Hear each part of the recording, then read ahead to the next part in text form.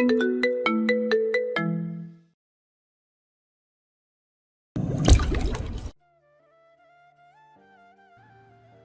আমি ওকে কষ্ট দিতে পারি না।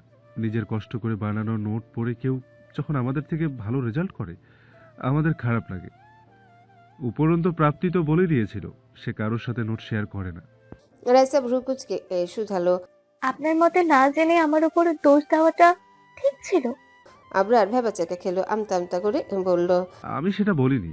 কিন্তু রাইসা এক মুহূর্ত অপেক্ষা করলো না, চোখ মুছে উঠে দাঁড়ালো। তারপর ক্ষুব্ধ স্বরে বলল, আপনার টপাররা আসলে স্বার্থপর। নিজেরা যা ভালো মনে করেন ভাবেন, সেটাই আইনস্টাইনের ল। বলেই হনহন করে হাঁটা শুরু করলো। আবরার বেকুবের মতো বসে রইল, দ্বিধান্বিত স্বরে নিজেকে শুধালো। মেয়েটা রেগে গেল কেন? সেমিস্টার পরীক্ষা শেষে 2 সপ্তাহে ছুটি শুরু হয়েছে, সবাই তার বাসায় চলে এসেছে, প্রাপ্তিও ব্যতিক্রম নয়। রাইসার সাথে তার আর দেখা হয়নি। রাইসা তার কাছে ক্ষমা চাইতেও আসেনি, ক্ষমা চাইলেও সে ক্ষমা করতো না। কিন্তু ভেবেছিল মেয়েটা সামান্য লজ্জা থাকবে। মজুমদার ম্যানশনের অবস্থা আরও বেগতিক। এখানে প্রাপ্তির বিয়ের কথা চলছে, যদিও এসবের প্রাপ্তির কোনো আগ্রহ নেই, সে নির্বিকার। পরীক্ষার রেজাল্ট আসলে তোমার মুখ ভোতা হয়ে যাবে। অয়নের সাথেও তার কোনো কথা হয়নি।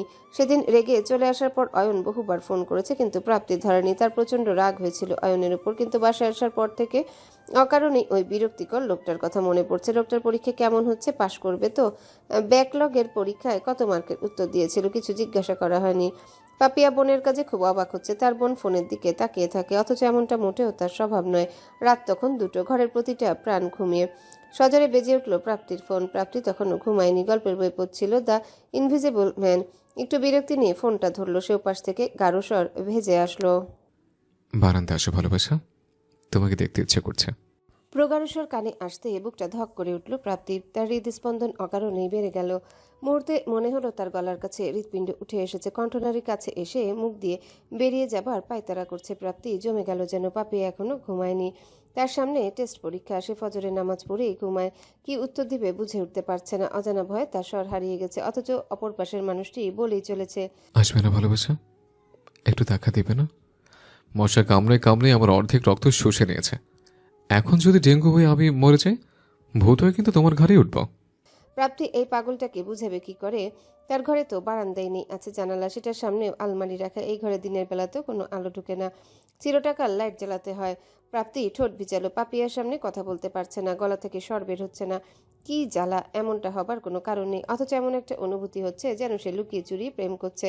অথচ সে মোটেও অয়নের সাথে প্রেম করছে না। কি যন্ত্রণা হলো! ফোনটা তাই না কেটেই রেখে দিল। পাপিয়াকে ধমকে স্বরে বলল, এই আমার জন্য পানি নিয়ে আয় তো। আমি তো পড়ছি ছোট আপা। যা বলছি কর। একটু উঠলে কি পড়া পালিয়ে যাবে? ভাবটা এমন যেন বিদ্যাসাগর। যা পানি নিয়ে আয়। উফ। বলেই বিরক্তি নিয়ে উঠে গেল পাপিয়া। সাথে সাথে প্রাপ্তি ফোনটা কানে নিয়ে ফিসফিসিয়ে বলল, আপনি ঢাকায়? না, তাহলে যে বলেন বারান্দায় আসতে। আমার আত্মা তোমাকে দেখতে চাইছে তো, তাই ভেসে ভেসে চলে গেছে। মস্করা করবে না প্লিজ। এবার হাসতে হাসতে অয়ন বলল, আমি তোমার বাসার সামনে ল্যাম্পপোস্টের নিচে দাঁড়িয়ে আছে, যেখানে একটা বড় পোস্টার আছে, হাতের লেখা শেখা নিচের বাচ্চাকে। সুন্দর করে হাতের লেখা। আপনি এত রাতে এখানে কি করছেন? তোমার সাথে প্রেম করতে এসছে। বলেই আবারও হাসছে লোকটা। এরই মধ্যে পাপিয়া পানি নিয়ে ঘরে এলো। তার দিকে পানি এগিয়ে দিয়ে বলল, নাও। প্রাপ্তি পানির গ্লাসটা হাতে নিল। কল কাটেনি সে। ফোনের অভ্যাসের মানুষটি সবই শুনছে। হয়তো সে হেসে খুন হচ্ছে। এক ঢোক পানি খেয়েই বলল। রেখে আয়। পাপিয়া চোখ মুখ কুচকে বলল, আচ্ছা, তোমার সমস্যা কি? এই এক ঢোক খাওয়ার জন্য আমাকে উঠিয়েছিলে? প্রাপ্তি হিনহিনে স্বরে বলল, বসে বসে থাকতে থাকতে তোর হাঁটু দুর্বল হয়ে যাচ্ছে, সেগুলোকে সচল করলাম। আচ্ছা শোন, আমি ছাদে যাচ্ছি। ছাদে এই রাতে? হ্যাঁ, আমার কাপড় আছে, ছাদে আনতে ভুলে গেছি। তো সকালে এনো। এখন এই কাপড় দিয়ে তুমি কি করবে? ভেজা কাপড় পরে কি ফ্যাশন শো করবে? এক থাবড়া মেয়েরা দাঁত ফালাই দিব।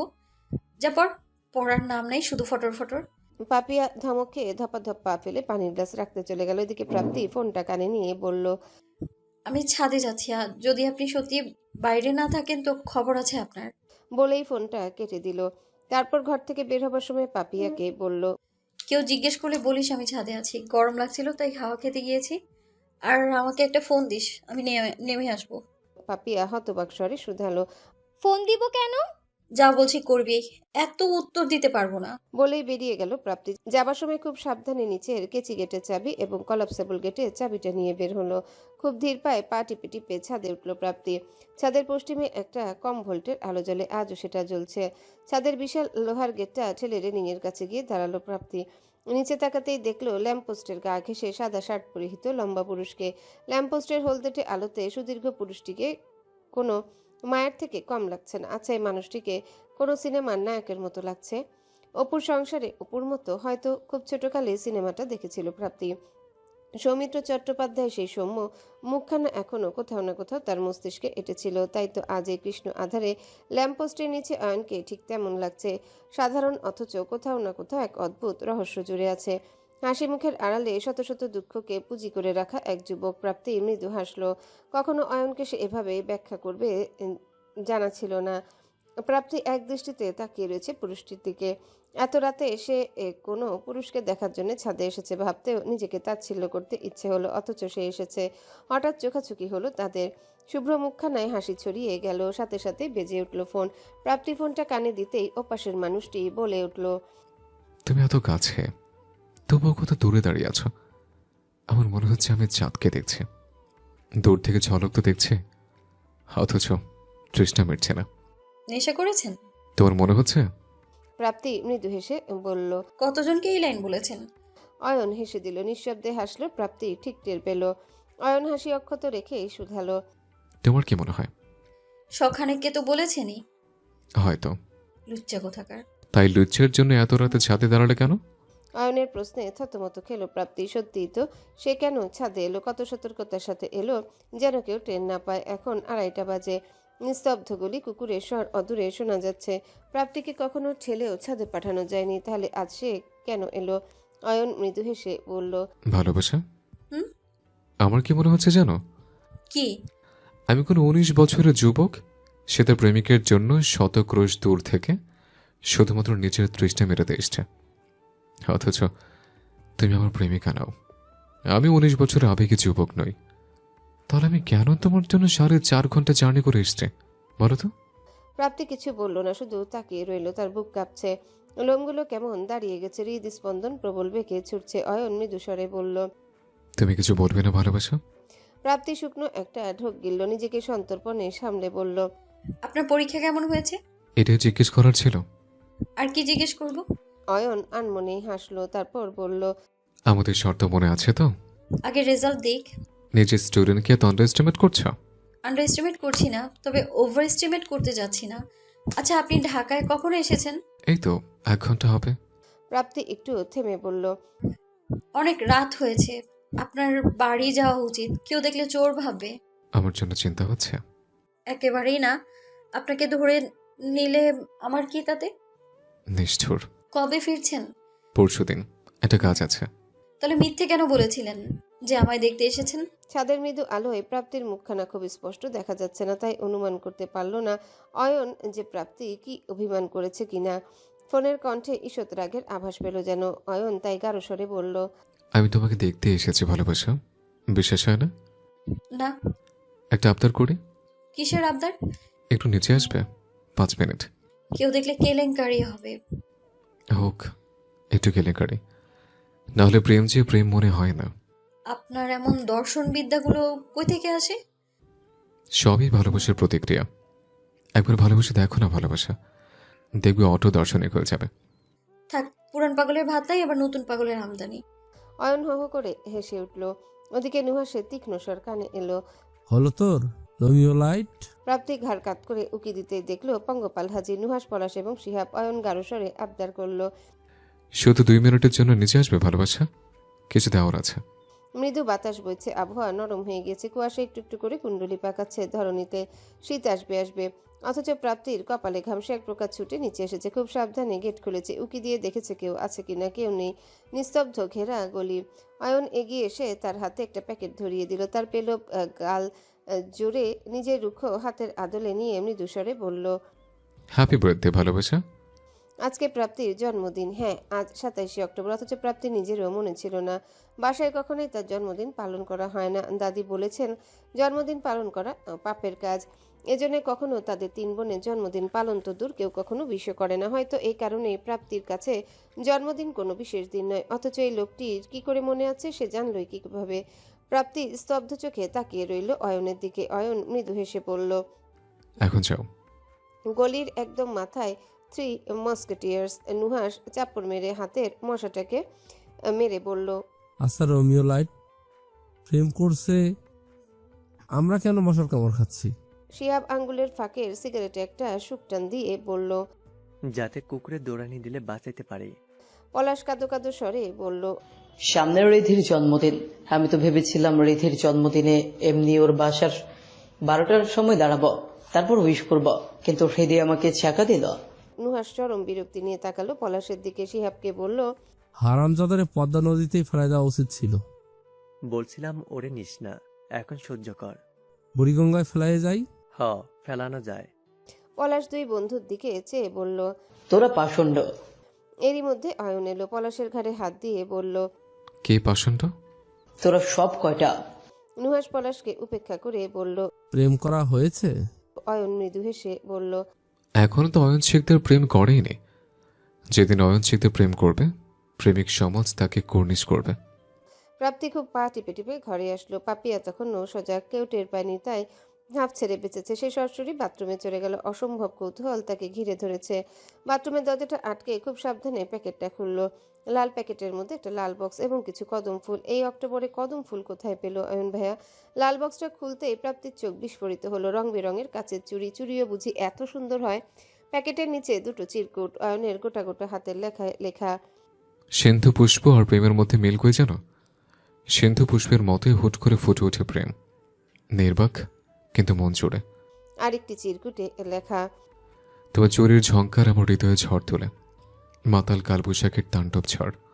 প্রাপ্তি ঠিক কতটা সময় চিরকুটগুলো হাতে নিয়ে বসেছিল নিজেরও জানা নেই। স্থির দৃষ্টি শুধু অপলকভাবে দেখছিল কাছের চুড়িগুলো। প্রাপ্তি চুড়ি পরে না, সেই সাজসজ্জার প্রতি চিরটাকাল উদাসীন, তাই চুড়ি দেখে গতগত হবার কোনো কারণ নেই। অথচ সে চোখ সরাতে পারছে না। লাল বক্সটা হাতের মধ্যে শক্ত করে ধরে বসে রইল সে। তার বুকের মধ্যে অনুভূতির ঢেউ উঠেছে। এই অনুভূতিগুলো মিশ্র, খুশি, হতাশা, আবার এক চিলতে বিষণ্ণতা। জন্মদিনের প্রথম উপহার বলেই কি তুচ্ছ কাছের প্রতি মায়া লাগছে? জন্মদিন একটা সামান্য দিনই তো, এতদিন তো তাই ছিল, আজ ভিন্ন লাগছে কেন? প্রাপ্তি একটা অদ্ভুত রহস্য উন্মোচন করলো। প্রাপ্তি আসলে রোবট মানবী নয়। তারও অনুভূতিগুলো অন্যদের মতোই সচল, শুধু প্রকাশ করার কোনো মাধ্যম নেই তার। যখন আবেগ প্রকাশ করে কোনো লাভ হয় না, সে আবেগ সংগোপনে রাখাই শ্রেয়। প্রাপ্তিও তাই তার অনুভূতিগুলো কোথাও আটকে রেখেছিল, কোনো লুকানো প্রকোষ্ঠে হয়তো। অয়ন নামের লোকটি অজান্তেই সে প্রকাষ্ঠের উপর ঝুলানো জংধরা তালাটা ভেঙে দিয়েছে। বুকের মধ্যে কিছু একটা উতলে বেরিয়ে আসতে চাইল যেন। প্রাপ্তি খেয়াল করলো তার চোখে তরল জমেছে। পলক ফেলতে সেই তরল গড়িয়ে পড়ল তার গাল বেয়ে। সে কি কাঁদছে? সামান্য চুরি চুন্নি কাঁদছে? প্রাপ্তি নিজের অবস্থাটা টের পেয়েও নিজেকে শক্ত করতে পারল না। চোখ থেকে উষ্ণ জল গড়াচ্ছে, গাল ভিজে গিয়েছে, তবুও কান্না থামছে না। মনে হচ্ছে সারা শরীর নিংড়ে একদলা দুঃখ জড়ো হয়েছে তার চোখে। শেষ কবে কেঁদেছিল সে? বাবা যখন সবার সামনে তাকে অকারণে বকেছিলেন, মামি যখন চোর অপবাদ দিয়েছিলেন, শেষ কবে কেঁদেছিল প্রাপ্তি মনে নেই। এই সামান্য কাচের চুরি কি করে তার শক্ত খোলসটা ভেঙে দিল? মানুষ শুনলে হয়তো হাসবে, তাচ্ছিল্য করবে, বিদ্রুপ করবে। প্রাপ্তির মতো মেয়ে সামান্য কাচের চুরিতে গলে গেল। অথচ এই চুরি হয়তো কখনোই তার হাতে স্থান পাবে না, কিন্তু সে খুব যত্ন করে আগলে রাখবে চুরি, কারণ এই প্রথম কেউ তাকে মানুষ মনে করেছে, এই প্রথম কেউ তাকে গুরুত্ব দিয়েছে, এই প্রথম কেউ তাকে প্রাধান্য দিয়েছে। কেউ 4.5 ঘন্টা জার্নি করার পরই সাধারণ মেয়েটার জন্য তার বাসার নিচে এসে দাঁড়িয়েছে, তাকে উইশ করেছে। এই চুরিগুলো সন্তর্পণে রেখে দিবে প্রাপ্তি, আর কদম ফুলগুলোকে ঠাঁই দিবে তার বইয়ের পাতার মধ্যে। সেখানেই ধীরে ধীরে শুকাবে তারা। প্রাপ্তি ঠিক কতটা সময় কেঁদেছে সে জানে না। মুখ ধুয়ে চোখ মুছে বাথরুম থেকে বের হলো। পাপিয়া টেবিলের উপর ঝিমোচ্ছে, চোখ বুজে ঢুলে পড়েছে সে। সেই সুযোগে প্রাপ্তি চুরিগুলো নিজের ড্রয়ারে রেখে দিল। কদম ফুলগুলোকে ন্যাড়া করে একটা মোটা অক্সফোর্ড ডিকশনারির ভেতরে রাখলো। চিরকুটগুলো ফেললো না, সেই ডিকশনারির 235 পৃষ্ঠাতে রাখলো চিরকুট জোড়া। এখনো তার কৌতূহল হচ্ছে অক্টোবরে কদম ফুল পেল কি করে অয়ন। প্রাপ্তির মোবাইলটা ধীরে ধীরে কাঁপছে, সে সাইলেন্ট করে রেখেছিল। ফোনটা হাতে নিতেই নাটকেসের মেসেজ স্ক্রিনে ভাসলো। লক খুলতেই দেখলো লেখা। গিফট পছন্দ হয়েছে? উত্তরে লিখলো, আপনি এই অক্টোবরে কদম পেলেন কোথায়? মিনিটেকের মধ্যে মেসেজ সিন হলো। অপর পাশ থেকে মেসেজ এলো, তুমি ভুল করছো মেয়ে, এই যে সে কদম নয়, এ আমার সিন্ধু পুষ্পের অনুরাগ। শুধু তোমার দ্বারা নিবেদন করলাম। অয়নের এসব ফাজলামি পুরো মেজাজের 12টা বাজিয়ে দেয়। এই মানুষটা সোজাসাপটাভাবে কোনো উত্তর দিতে পারে না। মেসেজ পড়ে একটু আগে সব অনুভূতিগুলো উবে গেল। ফলে প্রাপ্তি কড়াভাবে লিখল, মস্করা থামান। এমন ভাব যেন আমি আপনার প্রেমিক। হতে কতক্ষণ? কখনো হব না, কখনো না, নো নেভার, কবি নেহি। প্রাপ্তির মেসেজটা পড়তে অয়নের চোখে মুখে হাসি ছড়িয়ে গেল। কিছু সময় স্ক্রিনের দিকে তাকিয়ে থেকে লিখল, তাহলে গিন্নি হয়ে যাও। প্রেম পেরিতে আমারও বিশ্বাস নেই, শুধু সুন্দরী মেয়ে দেখলেই পিছলে যায়। তুমি না হয় গিন্নি হয়ে কর্তার লাগাম টেনে ধরলে, আমি আবার আমার গিন্নির প্রতি ভীষণ লয়াল। কোনো টুটা করব না। সবার গল্প তো প্রেম থেকে শুরু হয়। আমাদেরটা না হয় কর্তা গিন্নি হবার পর শুরু হলো। এরপর আর কোনো মেসেজ এলো না। অয়ন অনেকটা সময় চেয়ে রইল, কিন্তু ওপাশের মেয়েটা কোনো উত্তর দিল না। অয়ন মোবাইলটা কপালে ঠেকিয়ে হালকা স্বরে আওড়ালো, ভালোবাসা। 2 সপ্তাহের ছুটিটা বেশি লম্বার হলো না। চোখের পলকে যেন শেষ হয়ে গেল। প্রাপ্তিও ফিরে এলো ক্যাম্পাসে। মজুমদার ম্যানশনের অবশ্য একটা ঝড় উঠবে করছিল, কিন্তু মুনিরা কঠিন হস্তে তা দমন করেছেন। জামশেদ সাহেবকে কি করে তিনি বুঝিয়েছেন জানা যায়নি অবশ্য। তবে প্রাপ্তির বিয়ের যে ঝড়ের আগমনী বার্তাটা দিক পাল্টে অন্যদিকে চলে গেছে। ফুপুরও এবার খুব একটা নিজেদের রং দেখাতে পারেনি। বাসার মধ্যে একটা থমথমে পরিবেশ ছিল। পাপিয়া থেকে ভাষা শুনল প্রাপ্তি, তা হলো বড় ফুপু নিজের ভাগ চেয়ে বসেছেন। আর জামশেদ সাহেব তাকে কঠিন গলায় না বলেছেন। ফুপুরা হলো রসুনের কোয়ার মতো, একজন আওয়াজ তুললে সবাই তুলেন। ছোট ফুপু অবশ্য একটু ঢাকার বাহিরে ছিলেন, কিন্তু মেজো এবং সেজে ফুপু আন্দোলন থামাননি। তবে আন্দোলনের রেশ ছিল ম্লান, কারণ এই 2 ফুপু ইতিমধ্যেই মজুমদার ম্যানশনে থাকেন। তারা যদি এখন সম্পদ চেয়ে বসেন তবে সব ভাগাভাগি হবে। তখন হয়তো তাদের থাকার জায়গা নিয়ে দোটানা শুরু হবে। ফলে তাদের গলা উঠলেও সেটার জোর ছিল না। বড় ফুপুর সাথে জমশেদ মজুমদারের কথা কাটাকাটি হয়েছে। কঠোরভাবে তাকে বলা হয়েছে, মা বেঁচে থাকতে কোনো বাটোয়ারা হবে না। এবার দাদির সুতোতেও দম ছিল কম। হয়তো এসব কারণে বিয়ে নামক দুর্যোগটা প্রাপ্তির জীবনে আসেনি।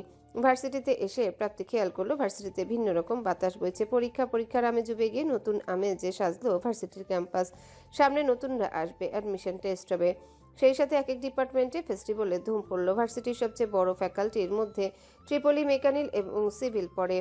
সেই সাথে সিএসির বেশ নামডাক। চিরাচরিত নিয়মে নভেম্বরের শুরুতেই তাদের নাইট নামানোর একটা উত্তেজনা শুরু হয়। নাইট বলতে যে কোনো এক বৃহস্পতিবার রাতে পুরো ডিপার্টমেন্টে সবাই মিলে অনুষ্ঠানের আয়োজন করা। এই নাইটের দায়ভার সাধারণত 4th ইয়ারের সাথে 3rd ইয়াররা পরিচালনার দায়ভার নেয়। সিএসসি ডিপার্টমেন্টের 41তম বছর পূর্তিতে এবারের অনুষ্ঠানে একটা আলাদাই মর্ম। নাইটের পরপরই ট্যুরের একটা তাল উঠবে। এবারের ট্যুর হবে কুয়াকাটা। নতুন সেমিস্টারে সব প্রেশার যেন এসব উত্তেজনার মধ্যেই চাপা পড়ে গেল। তবে ক্লাসে যেতে প্রাপ্তির চোখ মুখ শক্ত হয়ে গেল।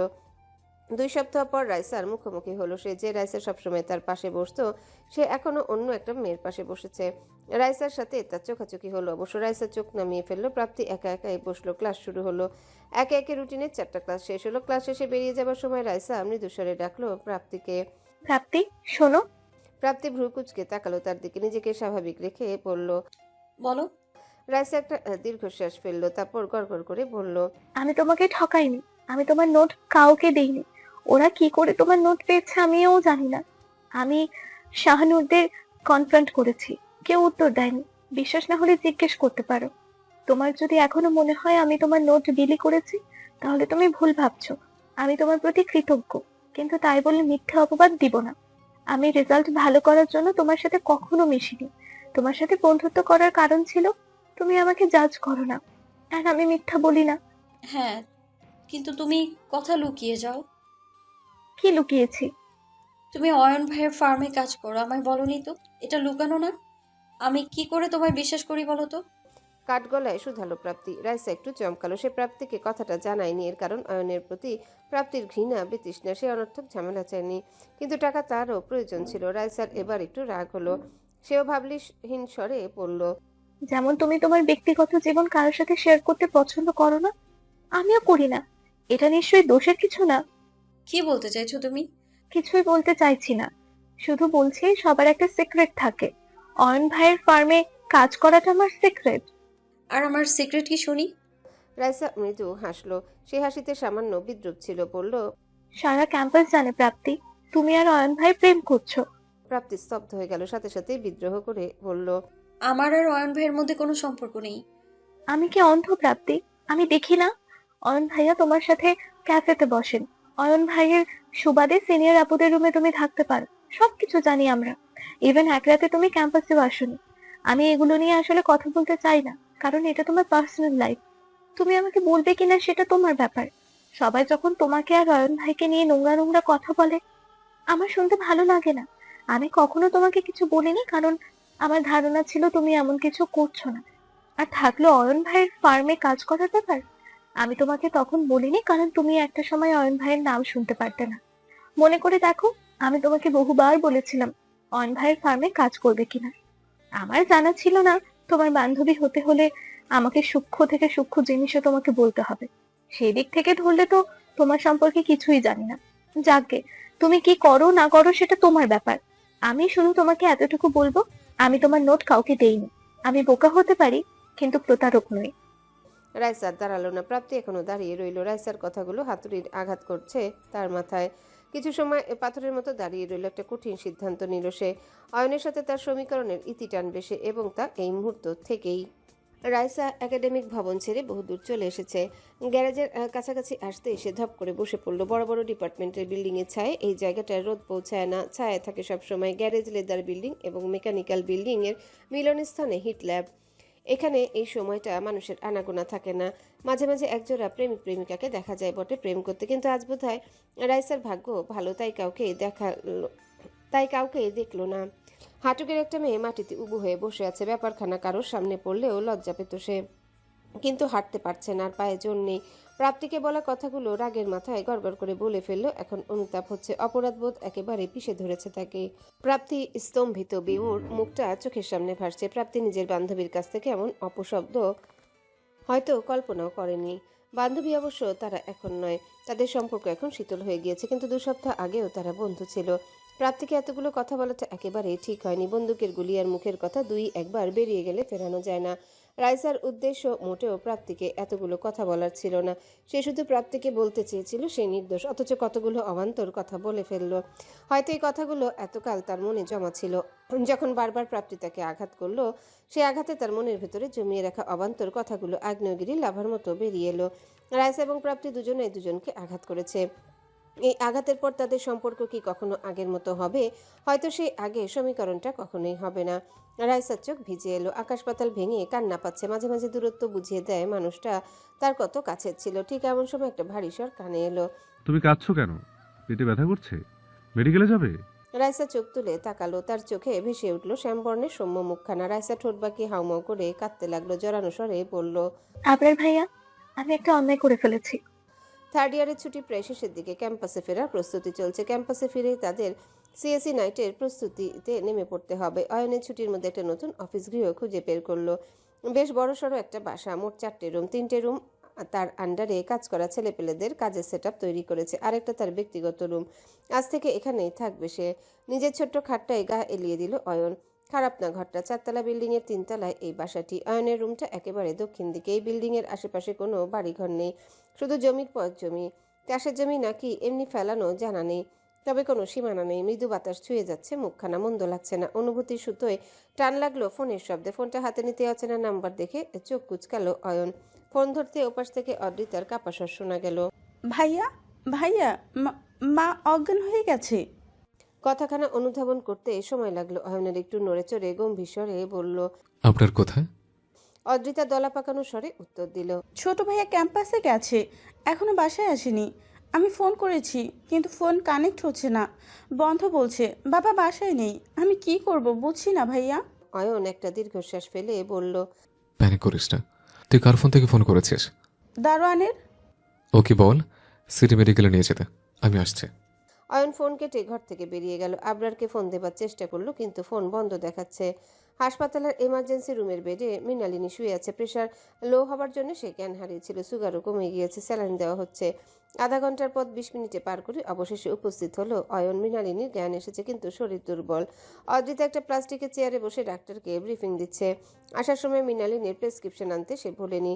মৃণালিনী ব্লাড প্রেশার খুবই আনস্টেবল, প্রায় বেড়ে যায় আবার কমে যায়। হৃদরোগ ধরা পড়েছে আজ 3টে বছর। ডায়াবেটিস রয়েছে 15 বছর যাবৎ। সে বড্ড অনিয়ম করে, কখনো ঠিকমতো ওষুধ খান না। ডাক্তাররা কিছু টেস্ট করতে দিলেন, অয়ন এসে উপস্থিত হতে অদ্রিতা তাকে জড়িয়ে ধরল। মেয়েটা এতটা সময় যতটা শক্ত হয়ে বসেছিল সেই শক্তের খোলসটা খসে গেল। অয়ন একবার দুর্বল শায়িত মৃণালিনীর দিকে চাইল, তারপর গম্ভীর স্বরে ডিউটি ডাক্তারকে শোধালো। এখন অবস্থা কেমন বলছেন? ওনার ডায়াবেটিসটা খুবই লো, ব্লাড প্রেশার এবং প্রেশারও লো। আমরা কিছু টেস্ট করেছি, যেহেতু হার্ট ডিজিটের হিস্টোরি আছে, আশা করছি উনি সুস্থ হয়ে যাবেন। স্যালাইনটা চলো, আর আমরা সাজেস্ট করব আজ হাসপাতালেই থাকুন। রিপোর্টগুলো আগামীকাল পেলে যদি সব নর্মাল থাকে তবে ডিসচার্জ করে দিব। অয়ন কাউন্টারে যেয়ে মৃণালিনীকে অ্যাডমিট করলো। আধা ঘন্টার মধ্যে কেবিনে শিফট করা হলো মৃণালিনীকে। বেডে সবকিছু ঠিকঠাক হলে অয়ন অদ্রিতাকে বলল, তোর বাবাকে ফোন দিয়েছো? বাবা 1 ঘন্টার মধ্যেই আসছেন। তুমি কি থাকবে এই সময়টায়? অয়ন উত্তর দিল না। রুমটিতে একটা ছোট সোফা আছে, অয়ন সেখানে বসতেই যাচ্ছিল, ঠিক তখন মৃণালিনী শুষ্ক গলায় ডাকলো, অয়ন। মায়ের এই ডাক ঠিক কতদিন পর শুনছে অয়নের জানা নেই। হয়তো বছর পেরিয়ে গেছে, খুব অচেনা লাগছে মমতা। বুকের ভেতরটায় কিছু একটা ক্রমাগত আঘাত করছে, চিনচিনে যন্ত্রণা ছড়িয়ে যাচ্ছে দেহময়। এই যন্ত্রণাকে আটকানোর শক্তি নেই অয়নের, তার দম বন্ধ লাগছে। সে অদ্রিতাকে খুব নিচু স্বরে বলল, তুই একটু দেখিস, আমি বাইরে আছি। পশ্চিম দিগন্তে রক্তিম সূর্যটা ডুবতে বসেছে। অয়নের আঙ্গুলের ফাঁকে জ্বলন্ত সিগারেটের কটু স্বাদের কারণে নাকি অন্তর্দহনে পোড়া তিক্ততা অয়নের জানা নেই, তবে গলার কাছটাতে একটা বিশ্রী অনুভূতিরা দলা পাকাচ্ছে। অর্ধ খাওয়া সিগারেটটা বিশাল জানালার রেলিংয়ে পিষে ছুঁড়ে মারল। ফোনটা বের করে ভালোবাসা নামটিতে একটা ফোন করলো অয়ন, কিন্তু অপর পাশ থেকে শুনলো, আপনি যে নাম্বারে কল করেছেন সেটি এই মুহূর্তে ব্যস্ত আছে, অনুগ্রহপূর্বক কিছুক্ষণ পর চেষ্টা করুন, ধন্যবাদ। অয়ন আরও 2বার ফোন দিল, কিন্তু এই কথাটি শুনতে পেল। বিতৃষ্ণাটা ধীরে ধীরে বাড়ছে অয়নের। একবারও এই নরম গলার শটটা শুনলে হয়তো মনটা শান্ত হয়ে যেত, কিন্তু নিষ্ঠুর মেয়েটার ফোনই লাগছে না। অয়ন মনে মনে আওড়ালো, ভালোবাসা, প্লিজ ফোনটা ধরো প্লিজ। আবরার অবশেষে ছুটে ছুটে আসলো হাসপাতালে। তার মোবাইলে চার্জ ছিল না। সিএসি নাইটের কাজের জন্য হেড অফ ডিপার্টমেন্ট তাকে ফোন দিয়েছিল। যেহেতু আবরার লোকাল, তাই সে বন্ধ থাকা সত্ত্বেও উপস্থিত হয়েছিল। ক্যাফেতে যেয়ে যখন ফোনটা অন করলো তখন আরিফুল শিকদারের ফোন এলো। মামুনি হাসপাতালে শুনতে সে একরকম ছুটে এলো। আরিফুল শিকদারও এসেছে, মিনিট 5 হবে। তিনি আসার সাথে সাথে মৃণালিনীর উদ্দেশ্যে বললেন, মৃণাল, তুমি এত অবাধ্য কেন বলো তো? নিজের খেয়াল কেন রাখো না তুমি? মৃণালিনী কোনো কথা বলল না। তিনি ঝাপসা চোখে জানলার দিকে চেয়ে রইলেন। অয়ন এক পলক দেখলো সবাইকে। এখন পরিবার পরিপূর্ণ, অয়নের এখানে প্রয়োজন নেই, সে এখন যেতে পারে। নিজের বাইকের চাবিটা পকেটে ভরতে আরিফুল শিকদার ভারী স্বরে বললেন, অয়ন, তোমার সাথে আমার কথা আছে। অয়ন তীক্ষ্ণ চোখে তাকালো আরিফুল শিকদারের দিকে, তার মুখে বিতৃষ্ণা স্পষ্ট। অয়ন দায়সারাভাবে বলল, আপনার সময় অনেক মূল্যবান মিস্টার শিকদার। আমার মতো ভ্যাকা বন্ডের জন্য সময় নষ্ট করা উচিত হবে না, আর আমার কাজ আছে। তোমার মা অসুস্থ অয়ন, ছেলে হিসেবে তোমার দায়িত্ব নেই? আরিফুলের স্বরে রোষ প্রকাশ পেল। অয়ন ঘাড় ঘুরিয়ে বলল, আমি বরাবরই কুলাঙ্গার। বলেই বেরিয়ে গেল। সে কেবিনের থেকে বের হতে চোখ মুখ শক্ত হয়ে গেল। অয়নের পৃথিবী না জানলেও সে জানে তার ভেতরটা কতটা রক্তক্ষরণ হচ্ছে। ডিপার্টমেন্টের নোটিশ বোর্ডে ঝুলছে ফার্স্ট সেমিস্টারের রেজাল্ট। প্রাপ্তির রেজাল্ট 3.95 সিজিপিএ। সে প্রথম হয়নি, যে প্রথম হয়েছে তার সিজিপিএ 3.96। ম্যাথমেটিক্স 4 ক্রেডিটের কোর্স ছিল। প্রাপ্তি সেটা A+ মিস করেছে। রাইসার সিজিপিএ 3.13 এসেছে। সে নিজের রেজাল্টটা দেখেই একবার প্রাপ্তির দিকে তাকালো। প্রাপ্তির মুখ শক্ত হয়ে আছে। প্রাপ্তির ম্যাথে মিস না আসলে তার রেজাল্ট 4 হতো, সে প্রথম হতো। প্রাপ্তির রেজাল্ট অন্যের কাছে হয়তো হাতে চাঁদ পাওয়ার মতো, অথচ প্রাপ্তির মুখ একেবারেই শক্ত। সে রেজাল্ট দেখেই নিচে নেমে এলো। করিডোরে তার অয়নের সাথে দেখা হলো। অয়নদেরও রেজাল্ট বেরিয়েছে, সে 3.27 পেয়েছে। একেবারে নাক বরাবর ছুঁয়েছে রেজাল্ট দেখেই সে প্রাপ্তিকে নিজেদের শর্ত স্মরণ করাতে এলো। প্রাপ্তিকে দেখেই বলল, ভালোবাসা, তোমার ছাত্র কিন্তু 3.27 পেয়েছে, 0.02 বেশি। ব্যাকলগের সাবজেক্টও B+। আমাদের শর্ত মনে আছে তো? প্রাপ্তি এক দফা দেখলো অয়নকে, তারপর শান্ত স্বরে বলল, অভিনন্দন। তাহলে কাজ শেষ। আজ থেকে আমার এবং আপনার পথ ভিন্ন। আজ থেকে আমার কোনো প্রয়োজনে আপনাকে হাতেম তাইয়ের ভূমিকা পালন করতে হবে না। আশা করি আমাদের আর দেখা হবে না এবং আমাকে আপনি আর বিরক্ত করবেন না। আশা করি আমাদের আর দেখা হবে না এবং আমাকে আপনি আর বিরক্ত করবেন না। অয়ন স্তব্ধ হয়ে গেল, থম মেরে দাঁড়িয়ে পড়ল। এমন কিছু একটা শোনার জন্য প্রস্তুত ছিল না সে। অয়নের পলক পড়ল না, চোখের মনি সরল না। সে নিশ্চিত হতে চাইল যেন। কি বললে? বললাম এখন থেকে আমাকে আপনার প্রয়োজন নেই, তাই আমাদের দেখা হবার কথা বলারও প্রয়োজন নেই। প্রাপ্তি চলে যাবার জন্য পা বাড়াতে একটা অদ্ভুত কাজ করলো অয়ন। শান্ত সংযত সুশীল মানুষটা খপ করে তার বাহু চেপে ধরল।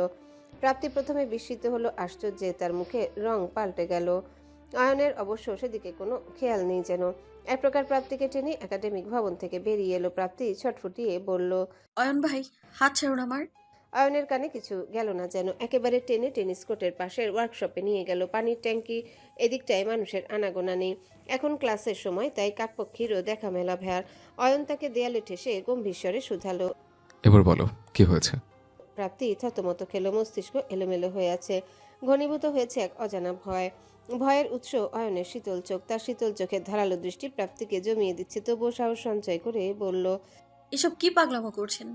তার উত্তরে অয়ন খুব শান্ত গলায় বলল, তুমি আমার পাগলামি দেখোইনি। পাগলামি না দেখতে চাইছি, তোমার ফাজলামিগুলো বন্ধ করো। আমি ফাজলামো করছি? করছো না? তাহলে একটু আগে এসব বলে কেন? ভুল কি বলেছি? আমাদের দুজনের স্বার্থ উদ্ধার হয়েছে, তাই একটা ক্লিন ক্লোজার চাই। Clean closure? অয়নের কণ্ঠে হালকা বিদ্রুপ ফুটে উঠল যেন। প্রাপ্তি ঠোঁট কামড়ে নিজেকে শান্ত করলো, খুব স্বাভাবিক স্বরে বলল, আমি তো বুঝছি না আপনি এমনভাবে রিয়াক্ট কেন করছেন। এটাই তো হবার ছিল। আমরা না ক্লাসমেট, আর না আমাদের মধ্যে কোনো সম্পর্ক আছে। শাখাওয়াত স্যার জোর করায় আমি বাধ্য হয়ে আপনাকে পড়িয়েছি। আমার টাকার দরকার ছিল, আপনার আমাকে প্রয়োজন ছিল। আমাদের মধ্যকার সম্পর্কটা তো এটাই, তাই না? এছাড়া আমার মনে হয় না আমাদের মধ্যে কিছু আছে। বলতে গেলে এক প্রকার ঠেকায় পড়ি। অয়ন আহত স্বরে শুধালো, আমি তোমার ঠেকা ছিলাম? আর আমি আপনার মজার খেলনা? অয়নের চোখে দৃষ্টি গাঢ় হলো। অব্যক্ত বেদনা ফুটে উঠল সেই বাদামি চোখগুলোতে। চোয়াল শক্ত হয়ে গেল রাগে। প্রাপ্তির বাহুতে চাপ দিয়ে বলল, তোমার তাই মনে হয়? প্রাপ্তির সাথে সাথে উত্তর দিতে পারল না। হাতের যন্ত্রণা নাকি অশান্ত হৃদয়ের ছলনা জানা নেই, তবে এক সূক্ষ্ম বেদনার রেখা দেখা গেল তার চোখে। চোখে চোখ পড়ল, কোনো কথা হলো না। তাদের চোখ যেন ভিন্ন কিছু বলছে, অথচ প্রাপ্তি নির্বিকার স্বরে বলল, হ্যাঁ, অস্বীকার করবেন আপনি? আমাকে জ্বালানো উত্ত্যক্ত করাই আপনার মোটিভ ছিল না? নাকি ভালোবাসা বলতে বলতে আপনি সত্যি সত্যিই আমায় ভালোবেসে ফেলেছেন? প্রাপ্তির চোখ থেকে চোখ সরালো না অয়ন। তার চোখের বেদনাগুলো আরো স্পষ্ট হলো যেন। প্রাপ্তিও চোখ সরালো না, বাদামি চোখের দিকে তাকিয়ে রইল এক দৃষ্টিতে। ব্যথায় হাত ধরে এসেছে, পুরুষেরই শক্ত হাতের পিষ্টনে বাহু লাল হয়ে গেছে। কিছু মুহূর্ত বাদে অবশেষে তার হাত ছাড়ল অয়ন। ভারী স্বরে বলল, আমিও না, আমার সময় আছে না আগ্রহ। প্রাপ্তির দাঁড়াতে ইচ্ছে হলো না, তাই ব্যস্ত গলায় বলল, আমার ক্লাস আছে, আসছি। অয়ন সেখানে দাঁড়িয়ে রইল। প্রাপ্তি চলে যাচ্ছে। সে এক দৃষ্টিতে তাকিয়ে রয়েছে। প্রাপ্তি যাওয়ার পানে শ্বাস নিতে কষ্ট হচ্ছে, মনে হচ্ছে কেউ ছুরি দিয়ে প্রতিনিয়ত তার বুকের উপর আঘাত করছে, চোখ জ্বালা করছে। একটা সময় প্রাপ্তি ঝাপসা হয়ে গেল। অয়ন সিগারেট বের করলো, ধরালো বটে, কিন্তু একটু পরেই তা ছুঁড়ে মারল। রাগে গা কাঁপছে। মেয়েটা কি সত্যিই ভাবে সে অয়নের খেলনা ছিল? আর সে সময়গুলো আর তারা একসাথে কাটিয়েছে, সেগুলো কি মিথ্যে? দুপুরের সময় ক্যাফেটেরিয়ায় ভিড় থাকে অন্যরকম, কোনো টেবিল ফাঁকা নেই। পলাশ, নুহাস এবং শিহাব ক্যাফেতে ঢুকে চোখ বোলালো। অয়নকে খুঁজে পাওয়া যাচ্ছে না অনেক সময় থেকে। হেড অফ ডিপার্টমেন্ট একবার পিয়নকে দিয়ে তার খোঁজ নিয়েছে। কিছুদিন পরই ভোট হবে। ডিপার্টমেন্টে কালচারাল সেক্রেটারি এবং অর্গানাইজিং সেক্রেটারি নির্বাচন হবে। চতুর্থ বর্ষের ভিপি এবং জিএস নির্বাচন হয়ে গিয়েছে। এখন তৃতীয় বর্ষের পালা। কালচারাল সেক্রেটারি হিসেবে দুটো নাম উঠেছে। একজন শুভ, ছেলেটি সবসময় থিয়েটারের সাথে জড়িত। আরেকটির নাম অয়নের। অয়নের নামটা আবরার দিয়েছে কারণ অয়নের একটা আলাদাই জনপ্রিয়তা আছে। সে প্রোগ্রাম অর্গানাইজেশনে বেশ পটু, সে কারণে অফিস থেকে তাকে ডেকে পাঠানো হয়েছে। অথচ বিরহের নায়ক কোথায় হাওয়া হয়ে গেছে কেবল স্রষ্টাই জানেন। অনেক খোঁজার পর অয়নকে পাওয়া গেল SWC এর দোতলায়। রেলিংয়ের উপর পা ঝুলিয়ে বসে আছে সে। তার দৃষ্টি খাজার পুকুরের দিকে স্থির। একটু পর বেনসন সিগারেট ধরাচ্ছে, তার নিচে ফেলছে। নুহাস দুবার ডাকলো কিন্তু সাড়া পেল না। নুহাস এগিয়ে গিয়ে ধাক্কা মেরে বলল, তোর কান কি সাইলেন্ট মুডে আছে? শুনোস না কেন? নুহাসের ধাক্কায় শান্ত দৃষ্টিতে চাইল অয়ন। তার চোখ মুখ শক্ত, দৃষ্টি শূন্য, বিষণ্ণ। নুহাস থতমত খেলো তার মুখভাব দেখে। বিস্মিত স্বরে জিজ্ঞাসা করলো, 3.27 পাওয়ার পরেও কার মুড অফ থাকে? অয়ন তার প্রশ্নকে সম্পূর্ণ অগ্রাহ্য করে বলল, আমি ভালোবাসা বিশ্বাস করি না। মানুষ এমন কেন রে? মুখে কেন বলতে হবে আমার? মন বোঝে না কেন? সারাদিন তাকে একবার দেখার জন্য আমি হেদিয়ে মরছি, আর সেখানে কত সহজে বলে দিল আমি তো ঠেকা, আর সে আমার শখের খেলনা। অন্য কেউ হলে ঠিক মুখটা ভেঙে দিতাম, কিন্তু ওর কাছে আসলেই তো আমি আমাকে ভুলে যাই। নুহাস কিছু সময় তার দিকে তাকিয়ে রইল, একটু পর তার ঠোঁটে হাসি ফুটে উঠল। নুহাস হাসছে, তার হাসি দেখে ব্রহ্মতালু জ্বলে উঠল অয়নের। কড়া স্বরে বলল, হাসছিস কেন? এতকাল শুধু শুনেছি কারমা ইজ এ বিষ, আর সাক্ষাৎ সংজ্ঞাসহ উদাহরণ দেখছি। অয়নের ভ্রু কুঁচকে গেল। নুহাস তার রাগী দৃষ্টিকে অগ্রাহ্য করে বলল, এতকাল তোর কাছে মানুষের ইমোশনের দাম ছিল না। যখন এই কথাগুলো কেউ তোকে বলতো, তুই হেসে বলতি, হেসে কথা বললেই প্রেম করতে হবে।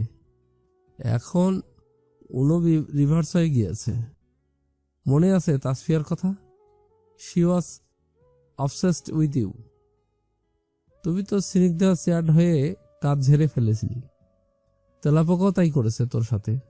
তোকে কে বলেছে আমি তেলাপোকার কথা বলেছে? তেলাপোকার কথা বলছিস না? সারা ক্যাম্পাস জানে তোদের কথা। অয়ন নড়ে চড়ে উঠল, তার কপালে তীব্র ভাঁজ পড়ল। অবাক স্বরে শুধালো, সারা ক্যাম্পাস জানে মানে? মানে সারা ক্যাম্পাস জানে তোরা রিলেশনে আছিস। তোদের একসাথে ক্যাফেতে দেখা যায়, এখানে দেখা যায়, প্রেম পুকুরে দেখা যায়, পদ্ম পুকুরে বসে তুই আর তার চুল আশ্রয় দিস। ঘাসে মুখ দিয়ে তো কেউ চলে না। কখনো মোটা মামার দোকানে বসিস। কত কি শোনা যায় তোরা নাকি একসাথে। বলেই গলা ঝাড়লো, তারপর বলল, আই গেস তেলাপোকাও এগুলো শুনেছে, এজন্যই তোর থেকে দূরে থাকতে চায়। এসব কে ছড়াচ্ছে? অয়নের স্বর বদলালো, যেন তার গলা শিরা ফুলে উঠেছে। পলাশ নুহাসের হাত টেনে ধরল। নুহাস শান্ত স্বরে বলল, সেটা তোর না জানলেও চলবে। বাই দ্য ওয়ে, তেলাপোকা সেকেন্ড হয়েছে, এজন্য ওর মেজাজ খারাপ। আমি তোকে কিছু জিজ্ঞেস করছি। আমি বলবো না। বলে কি হবে? তুই ওই ছেলেকে ধরে পিটাবি, তারপর তোর কিছু হবে না, কিন্তু সাফার তেলাপোকাকে করতে হবে। আর যেখানে তোদের মধ্যে কোনো সম্পর্কই নেই, তুই ইভেন শিওরও না ওর প্রতি তোর ফিলিংস কেমন। কে বলেছে আমি শিওর না? অয়নের থমথমে গলায় নুহাস থেমে গেল। Are you in love? পলাশ শান্ত স্বরে বলল। অয়ন উত্তর দিল না, তবে তার নীরবতা যেন তিন বন্ধুকে বুঝিয়ে দিল অনেক কিছু। শিহাব শুধালো, এখন কি করবে? কিছুই করব না। সে আমার থেকে মুক্তি চায়, সেটাই হবে। আমি তাকে মুক্তি করে দিলাম। আমার জীবন থেকে একটা জিনিস খুব করে শিখেছি আমি, কাউকে জোর করে নিজের করা যায় না, পরিণামে শুধুই কষ্ট পেতে হয়। আমার দুঃখের ভার অনেক, আমি আর ভার সইতে পারবো না। তার যদি মনে হয় আমি বারে বারে তার কাছে গিয়েছি কারণ আমার উদ্দেশ্য তাকে জ্বালানো ছিল, তবে তাই হোক। এতকাল অয়ন শিকদার তাকে ছাড়াই থেকেছে, ভবিষ্যতেও তাই হবে। অয়ন শিকদারের প্রাপ্তি মজুমদারের যাত্রা এখানে সমাপ্ত। প্রাপ্তির জীবন 6 মাসে যেভাবে পাল্টেছিল, আজকাল সেই পরিবর্তনটা মূর্ছা গেছে। প্রাপ্তি ফিরে গিয়েছে আগের রোজ নামচায়, ঘটনাহীন একঘেয়ে জীবন। কেউ উত্ত্যক্ত করার মতো নেই, কেউ যত্ন নেবার নেই। সারাদিন না খেলেও কেউ বলে না ভালোবাসা খেয়েছো, অথবা কেউ বলে না প্রাপ্তি চল না আজকে আমরা একটু ঘুরে আসি। রাইসা এবং তার সম্পর্কের সমীকরণ বদলানোর সাথে সাথে অয়ন নামক মানুষটার সাথে সকল প্রকার সম্পর্কের ইতি টেনেছে প্রাপ্তি। এখনের জীবনে প্রাপ্তির কোনো বন্ধু নেই, তার সঙ্গী তার বই। ক্যাম্পাসের বাহিরের বাড়ি ভাড়া নেওয়াটা হলো না। গণরুম থেকে 8 জনের রুমে অ্যালটমেন্ট দেওয়া হয়েছে। যেহেতু প্রাপ্তি মেয়েদের মধ্যে প্রথম, তাই প্রথম তাকে সিট দেওয়া হয়েছে। তবে মজার বিষয়, একই রুমে রাইসারও সিট পড়েছে। দুজনের মুখ দুজনকে দেখতেই হয়, শুধু তাদের মধ্যে কথা হয় না। প্রাপ্তি আগ্রহ প্রকাশ করে না। রুমের বাকি মেয়েগুলো তাদের ক্লাসমেট, অথচ কারোর সাথে খুব একটা খাতির নেই। কেউ ভুলেও প্রাপ্তিকে কিছু শুধায় না, কারণ প্রাপ্তির আশেপাশে এক শীতল বাতাবরণ বিরাজ করে। তাই কেউ তাকে কিছু শুধাতেও সংকোচ করে। বাসায় তার রেজাল্টের সংবাদ দেওয়ার পর থেকে মা প্রতি মাসে 2-3 হাজার টাকা পাঠাচ্ছেন। অদ্রিতাকে পড়াতে যাওয়া হচ্ছে, কিন্তু মেয়েটা বারংবার অয়নের কথা জিজ্ঞাসা করে। তার ধারণা অয়নের যাবতীয় খবরাখবর প্রাপ্তির কাছেই আছে। প্রাপ্তি একবার বলেছে, আমাকে ওনার কথা জিজ্ঞেস করবেন না। অদ্রিতা তখন মুখ চেপে হেসে বলল, ঝগড়া হয়েছে বুঝি? প্রাপ্তি কথা বাড়ায়নি, তাই এক কথায় খালি বলে ভালো আছে। কিন্তু সত্যি বলতে প্রাপ্তি জানে না অয়নের খবর, তাদের দেখা হয় না। যদিও অয়ন এবং প্রাপ্তির ক্লাস সামনাসামনি, অথচ অয়নের সাথে দেখা হয় না। একদিক থেকে ভালোই হয়েছে, যেখানে কোনো সম্পর্ক নেই সেখানে দেখা সাক্ষাৎ নিতান্তই অনর্থক বিষয়। ডিজিটাল লজিক ডিজাইন ক্লাসটা শেষ হতে হুড়মুড় করে প্রথম বর্ষের ক্লাসে প্রবেশ করলো কিছু পরিচিত মুখ। মোট 11 জন। 10 মিনিটের ব্রেক সময়টা একেবারে কবজা করে তারা ডায়াসের উপর উঠে দাঁড়ালো। প্রাপ্তি একেবারে প্রথম বেঞ্চের কর্নারে বসেছিল। 11 জনের মধ্যে 5টি মুখ অতি পরিচিত তার। আবরার, পলাশ, শিহাব, নুহাস এবং অয়ন। প্রাপ্তিদের ক্লাসের উদ্দেশ্যে আবরারই বলল, আগামী 10 তারিখ আমাদের নাইট। তোমরা নিশ্চয়ই জানো এটা। ক্লাসের সবাই নাইট উপলক্ষে 500 টাকা ব্যাংকে জমা দেবে। আর যারা যারা পারফর্ম করবে এখনই নাম লেখাবে। সেই অনুযায়ী স্লট সাজানো হবে। Quality matters. আমরা এবছর 30-এর বেশি স্লট নামাবো না। যেহেতু তোমরা প্রথম বছর, তাই আমরা তোমাদের বেশি টাইম স্লট দেব। আর যারা পারফর্ম করবে না, প্রত্যেকে মাগরিবের পর ক্লাসে উপস্থিত থাকবে। ব্যাকগ্রাউন্ডের কাজে তোমাদের প্রয়োজন। যারা শহরে থাকো তারা 9টার শেষ বাসে করে রওনা দিতে পারবে। আমরা বাসের পারমিশন নিয়েছি। আই রিপিট, কেউ অনুপস্থিত থাকবে না। ব্যাকগ্রাউন্ডে নাম লেখাতে চাইলে এখনই নাম লেখাবে। আই রিপিট, কেউ অনুপস্থিত থাকবে না। আবরারের বক্তৃতার পর ক্লাসের মধ্যে উচ্ছ্বাসের লহর বইল। সকলের মধ্যে চাপা উত্তেজনা। ইঞ্জিনিয়ারিং পড়াশোনার চাপের মধ্যে এই অনুষ্ঠানগুলো সতেজ হওয়ার মতো যেন। ধীরে ক্লাসে গুঞ্জন হতে শুরু করলো। নুহার সবাইকে থামার ইশারা দিয়ে বলল, আজ 6:30টায় মিটিং হবে, সবাই আসবি। ক্লাসরুমে খোলা থাকবে সবগুলো। ক্লাসরুম খোলা থাকবে সবগুলো। আমরা পারমিশন নিয়েছি। অডিটোরিয়াম খোলা থাকবে। যাদের স্পিকার আছে নিয়ে আসবি। সোলো ডান্স, গ্রুপ ডান্স, গানের স্লট আছে। যদি কেউ স্লাইডে অভিনয় করতে চাস সেই আইডিয়াগুলো আনবি। আর সবচেয়ে ইন্টারেস্টিং পার্ট হলো ফ্যাশন শো, তার আইডিয়াও আনবি। তোদের কালচারাল সেক্রেটারি অয়ন ভাই, অয়নের কাছেই সবাই নিজের নাম লিখবি। অয়নের নাম শুনতে প্রাপ্তির চোখ গেল অয়নের দিকে। সে নির্লিপ্ত ভঙ্গিতে পকেটে হাত গুজে দেয়ালে হেলান দিয়ে দাঁড়িয়ে আছে। মাটির দিকে তাকিয়ে আছে সে, অঙ্গভঙ্গিতে দায়সারা ভাব। কথা বেশিরভাগ আবরার এবং নুহাসি বলল। অয়ন চুপচাপ দাঁড়িয়েছিল, একবারও প্রাপ্তির দিকে তাকালো না। প্রাপ্তি এটাই চেয়েছিল। অথচ এতগুলো দিন পর অয়নকে দেখতেই অন্তরস্থলের অদৃশ্য অস্থিরতাগুলো প্রকট হলো। কিঞ্চিত সংকোচ হলো। প্রাপ্তি চোখ সরিয়ে নিল। চোখাচোখি হলে অস্বস্তি বাড়বে, বই কমবে না। প্রাপ্তির চিন্তায় থাকলো, চোখাচোখি হলো না। অয়ন পুরোটা সময় নিজের পায়ের দিকে তাকিয়েছিল। শুধু যাবার সময় বলল, আমি যেন কাউকে মিসিং না পাই। মিটিংয়ে সবাই আসবে। সূর্যাস্ত হয়েছে অনেকটা সময়। পশ্চিম আকাশ লাল হয়ে রয়েছে। মনে হচ্ছে অম্বরের চাদরে কেউ লাল রং ঢেলে দিয়েছে। কি চমৎকার রক্তিম আকাশ। এই আলো মিশে গিয়ে রাত নামবে। মাগরিবের নামাজের পর সবাই উপস্থিত হলো ক্লাসে। প্রাপ্তি এক প্রকার বাধ্য হয়ে এসেছে। তার এসব নাইটের প্রতি কোনো আগ্রহ নেই, কিন্তু 500 টাকা যখন দিতেই হয়েছে তাই উপস্থিত থাকাটাও উচিত। ব্যাকড্রপ টিম হয়েছে 15 জনের। কস্টিউম ম্যানেজমেন্টের টিম 20 জনের। মেকআপের আলাদা টিম তৈরি হলো। সাউন্ডের লোক আলাদা। একে একে স্লট বাছাই হচ্ছে, টাইম সিলেকশন হচ্ছে। প্রাপ্তিকে দুটো শর্ট ফিল্মের জন্য সিলেক্ট করা হলো। প্রাপ্তি সরাসরি বলল, আমি কিছুতেই অংশ নিব না। পলাশ জোর করে চাইলে অয়ন তাকে থামিয়ে দিল। খুব শান্ত স্বরে বলল, ওকে ব্যাকড্রপ ডিপার্টমেন্টে দিয়ে দে। কথাখানা বলেই সে কাজে ব্যস্ত হয়ে গেল। প্রাপ্তি এক নজর তাকালো অয়নের দিকে। অয়ন বাকিদের সাথে কথা বলতে ব্যস্ত। কেউ দেখলে বিশ্বাস করবে না তাদের মাঝে কখনো কিছু ছিল। ব্যাকড্রপের সম্পূর্ণ কাজ আবরারের তত্ত্বাবধানে। স্টেজের ডিজাইনটা সেই করেছে। রায়সা আঁকাউকির কাজে খুব ভালো, তাই আবরার তাকে ব্যাকড্রপ টিমের অনেকটা দায়ভার দিল। আবরার রায়সাকে এই ডিজাইনটা দেখিয়ে বলল, কর্কশিটের উপর এই ডিজাইন নামাতে পারবে? হ্যাঁ, কিন্তু ফ্যাদারগুলো তো তুলো দিয়ে করতে হবে। তুলো দিয়ে হয় না। রং করতে পারবে না? ট্রাই করে দেখি। আচ্ছা লিস্ট কর তুমি। আচ্ছা লিস্ট করো তুমি। আর কালকে আমার জন্য সময় বের করবে। আমরা জিনিসপাতি কিনতে যাব। রায়সা মাথা দুলালো। প্রাপ্তি আবরারকে বলল, ভাইয়া মিটিং কি শেষ? আমি হলে যাব। তখনই অয়ন দরাজ গলায় বলল, মিটিং এখনো শেষ হয়নি, তাই কেউ যাবে না। এক প্রকার বাধ্য হয়ে প্রাপ্তিকে বসতে হলো। পুরোটা সময় একটি বারের জন্য তাদের চোখাচোখি হলো না। ব্যাকড্রপের সামগ্রী কিনতে শহরে এলো রায়সা এবং আবরার। যেহেতু ব্যাকড্রপের একাংশের পুরো দায়িত্বটা রায়সার, তাই তাকেই নিয়ে এলো সে। ধর্মতলা মন্দিরের পাশে চিপাগলি, সেখানেই সব রঙের সামগ্রী পাওয়া যায়। গলিটা খুবই সরু, একসাথে দুইজন হাঁটা যায় না। তাই আবরার রায়সাকে ঠিক নিজের পেছনে রেখে হাত বাড়িয়ে বলল, আমার হাত ধরে থাকো, নয়তো হারিয়ে যাবে। রাইসা সব জড়তা ভুলে আবরারের রুক্ষ হাতখানায় হাত রাখলো। আবরার সামনে হাঁটছে, রাইসা পেছনে, তার নরম হাতখানা আবরারের হাতে। রাইসার হৃৎপিণ্ড দ্রুত গতিতে স্পন্দিত হচ্ছে। অনুভূতিটা খুব বিচিত্র কিন্তু মিষ্টি। সব কেনাকাটার পর আবরার বলল, এখানে গরম রসগোল্লা পাওয়া যায়, খাবে? রাইসা মিষ্টি খায় না কিন্তু মাথা নাড়িয়ে বলল, হ্যাঁ খাবো। রিহার্সাল চলছে পুরোদমে। নাইটের জন্য আপাতত 17টা ডান্স পারফরমেন্স উঠছে। অয়ন দুটো নাচের স্লট রেডি করেছে, একটি গানের স্লটও আছে। দুটো নাচের মধ্যে একটি কাপল পারফরমেন্স। অডিটোরিয়ামে প্র্যাকটিস চলছে, স্পিকারে গান চলছে। গানটিতে মোট 3টা কাপল।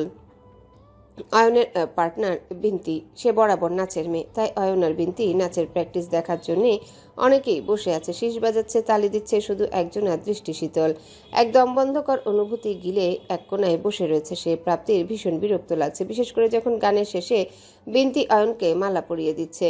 এর মাঝে 4th ইয়ারের লাবিব ভাই বলে উঠলেন, আচ্ছা, তোরা কি সোশ্যাল ডিস্টেন্স ডান্স করছিস? একটু ক্লোজে যা, এভাবে তো স্টেজে আঁটবি না, দেখা যাবে একটা কাপল পড়েই যাবে। অয়ন হাসির ছলে বলল, সামনের রোতে স্যারটাও থাকবে। আমাকে কড়া করে সাকো স্যার বলেছেন কোনো অশ্লীলতা যেন না হয়। আরে এগুলো তো বললেই ফিলের ব্যাপার আছে না? আপনারা তো চলে যাবেন ভাই, টাকা তো আমাদের। শেষ প্র্যাকটিসে স্যারটাও আসবেন, খপত করে টাকাগুলো নিয়ে নিলে আর নাইট উঠবে না ভাই। আর আমি তো আমার পীড়িতের গলায় মালাই পরাইনি, তাহলে ফেল দিয়ে কি করব? কথাটা যেন প্রাপ্তির দিকে তাকিয়ে বলল অয়ন। প্রাপ্তির সাথে সাথে চোখ সরিয়ে নিল। লাবিব হার মেনে নিল, হাসতে হাসতে বলল, তাও ঠিক। এসবের মাঝে মজা নিচ্ছে নুহা। সে একবার প্রাপ্তির কঠিন মুখখানার দিকে তাকাচ্ছে, একবার অয়নের দিকে। পলাশ তাকে ধাক্কা দিয়ে বলল, এত ঘাড় নাড়ালে ঘাড় মুচকে যাবে। মস্কাট, কিন্তু শো তো এনজয় করতেই হবে। এই কয়েকদিনে অয়ন যে তার আগের ফর্মে চলে গিয়েছে তাতে কোনো সন্দেহ নেই। আগের মতো তাকে ঘিরে রমণীদের আনাগোনা। অয়ন সবার সাথে হাসি মুখে কথা বলছে। কারোর কোনো সমস্যা হলে সে অয়ন ভাইয়া বলে তার কাছে ছুটে আসছে, আর অয়ন হেসে এসে তাদের সমস্যার সমাধান করছে। এই যেমন একটা গ্রুপ ডান্স উঠছে শুধু 1st ইয়ারের মেয়েদের, তাদের গান কাটার জন্য অয়নকে প্রয়োজন। তাদের এত মানুষ থাকতে অয়ন এসব দেখলেই প্রাপ্তির পা থেকে মাথা চুল অব্দি জ্বলে ওঠে।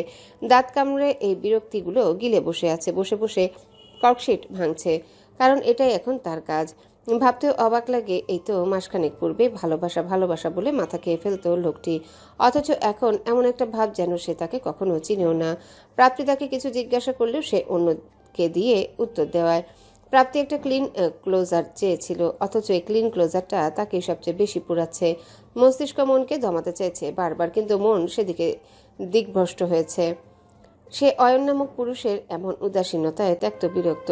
অয়নের এমন আচরণে এক সূক্ষ্ম যন্ত্রণা হচ্ছে হৃদয়ে। গত 6টা মাস সে নিছকই খেয়াল না ছিল অয়নের। চিন্তায় ছেদ পড়ল আবরারের স্বরে। আবরার এসে শুধালো, প্রাপ্তি, তুমি সিঙ্গারা খেয়েছো? প্রাপ্তি হালকা হেসে বলল, জি ভাইয়া, খেয়েছি। আমি এখানেই আছি, কোনো দরকার হলে আমাকে ডাকবে, ঠিক আছে? জি ভাইয়া। আমি হেল্প করবো তোমাকে। না হঠাৎ প্রাপ্তির চোখের সামনে আধার নেমে এলো। কেউ যেন তার চোখ চেপে ধরেছে। আকস্মিক ঘটনাতে থতমত খেয়ে গেল সে। প্রাপ্তির কথাটাও শেষ হয়নি তার আগে কেউ তাকে টেনে অডিটোরিয়ামের বাহিরে নিয়ে এলো। যখন চোখ থেকে হাত সরালো তখন প্রাপ্তি আশ্চর্যে বিমূঢ় হয়ে গেল। অয়ন তাকে অডিটোরিয়ামের পেছনে নিয়ে এসেছে, দেয়ালের সামনে দাঁড় করিয়ে তার কাঁধের দুপাশে হাত ঠেকিয়ে দাঁড়িয়ে আছে। তার চোখের দৃষ্টি দুর্বোধ্য। প্রাপ্তি ভ্রান্ত স্বরে বলল, আপনি আমাকে এইভাবে টেনে আনলেন কেন? অয়ন তার প্রশ্নের একেবারে উত্তর না দিয়ে বলল, তুমি শুধু আমাকে দেখতে পারো না, তুমি শুধু আমাকে দেখতে পারো না, তুমি শুধু আমার হতে পারো না। অয়নের দৃষ্টি প্রাপ্তিতে আবদ্ধ। প্রাপ্তির চোখ বিস্ফোরিত হলো। কান যেন বিশ্বাস করতে চাইছে না সে আসলে কি শুনেছে। সে কি সত্যি শুনেছে? অয়ন নামক পুরুষটি করুণ গলায় তাকে এমন আবেগপ্রবণ বাক্য শোনাচ্ছে। প্রাপ্তি বিমূঢ় হয়ে চেয়ে রইল। এমন প্রেম নিবেদন কি কখনো কেউ করেছে তাকে? বুঝ হবার পর থেকে কখনো কোনো পুরুষ তাকে এভাবে আকুল স্বরে এমন আবেগঘন কথা বলেনি। প্রাপ্তি সর্বদাই ছেলেদের চোখে আখাস্তা ক্যাটাগরিতে ছিল। কেন বলবে তারা এমন প্রাপ্তিকে? প্রাপ্তি সুন্দরী নয়, সে সুন্দর করে চলেও না, সে মিষ্টভাষী নয়, সে একটা যান্ত্রিক মানবী যার আবেগ নেই, যার মধ্যে কোনো প্রকার ভালো লাগার উপকরণ নেই। তবে কেন অয়ন তাকে এমন কিছু বলছে? প্রাপ্তি চিন্তার গোলকধাঁধায় খাবি খাচ্ছিল। ঠিক তখনই অয়ন তার কাঁধে মাথা ঠেকিয়ে বলল, আমি হেরে গেছি, হাঁটু ভেঙে হেরে গেছে, আমি আর পারছি না। কেন আমাকে মায়া চড়ালে? যদি এমন নাই হবে তবে কেন আমার মধ্যে ভালোবাসার ফুল ফোটালে? আমার প্রতি মায়া হয় না তোমার? তুমি যখন অন্য কাউকে দেখো, অন্য কারোর সাথে কথা বলো, আমার অন্তর পড়ে। আমি এ পুরো হৃদয়ে কি করব? তোমাকে তাই চিনিতে হবে। প্রাপ্তি এবার মুখ খুলল, জড়ানো স্বরে বলল। আমি না দেখলেও আপনাকে দেখার মানুষের অভাব নেই। অয়ন মাথা কাট করে চাইল প্রাপ্তির মুখের দিকে, কাতর স্বরে বলল। পৃথিবী আমার জন্য হাহুতাশ করলেও আমি যে তোমার চোখের প্রতিচ্ছবি হবার জন্য হাহুতাশ করছি। I don't care about them. I just want to be yours. Only yours. আর বাকিরা? প্রাপ্তি প্রশ্নটা করে অন্যদিকে চাইল। অয়ন সোজা হয়ে দাঁড়ালো, দুহাতে আগলে ধরল প্রাপ্তির গাল, ম্লান হেসে বলল। তুমি একবার আমাকে আগলে তো দেখো, আমি পৃথিবীর দিকে চাইব না। প্রাপ্তির হৃদস্পন্দন বেড়ে গেছে, হাড়টা হয়তো গলার কাছে চলে এসেছে। এত জোরে কেন বুক লাফাচ্ছে? তার কি পালস বেড়ে গেছে? হার্ট অ্যাটাক হবে? অস্বাভাবিক নয়, একেবারেই অস্বাভাবিক নয়। মাথা কাজ করছে না, সব কেমন এলোমেলো হয়ে গেছে। এই অয়ন নামক মানুষটা সবসময় সব এলোমেলো করে দেয়, আজও তাই হচ্ছে। অয়ন আকুল স্বরে জিজ্ঞাসা করল। আমার হবে ভালোবাসা? শুধু আমার? প্রাপ্তি কাপা স্বরে বলল। আমি কখনোই এগুলো করিনি। প্রাপ্তির কথা শুনে অয়ন হালকা হেসে শুধালো। কিগুলো? এই যে প্রেম প্রুম, এগুলো করলে আমার রেজাল্ট খারাপ হবে। প্রাপ্তি নিজে বুঝতে পারছে না কি ভুলভাল বলে চলেছে সে। অয়নের সাথে একেবারে সম্পর্ক চুকিয়ে ফেলার সিদ্ধান্ত নেবার পরও এমন চোরাবালিতে পা রাখছে কেন? সেও কি অয়নের মায়ে জড়িয়ে গেছে? হয়তো। নাহলে কেন অয়নকে তখন অন্য মেয়েদের সাথে দেখলে তার ভেতরে অস্থির লাগে? মনে হয় কেউ ভোতা জং ধরা সুই দিয়ে তাকে গুতাচ্ছে। অয়ন প্রাপ্তির মুখখানা তুলে ধরল। কমলা রোদ প্রাপ্তির ফর্সা মুখটায় লাল হয়ে আছে। অয়ন তার চোখে চোখ রেখে গাঢ় স্বরে বলল। কি এগুলো? তোমার প্রেম করা লাগবে না, প্রেমটা না হয় আমিই করব। তুমি শুধু আমার ভালোবাসা হয়ে থাকবে। এতটা আত্মবিশ্বাস, প্রেম কি আদৌ বাস্তব নাকি সবই হরমোনের খেলা? প্রাপ্তির ইচ্ছে হলো একবার এই হরমোনাল খেলাটা পরীক্ষা করার। সব পরীক্ষায় রেজাল্ট পজিটিভ আসে এমন তো নয়, কিছু কিছু এক্সপেরিমেন্ট তো ব্যর্থ হয়। রিসার্চ করতে হলে রেজাল্ট তো ব্যর্থতাটাই লিখতে হয়। প্রাপ্তিও না হয় তাদের মধ্যেই পড়বে।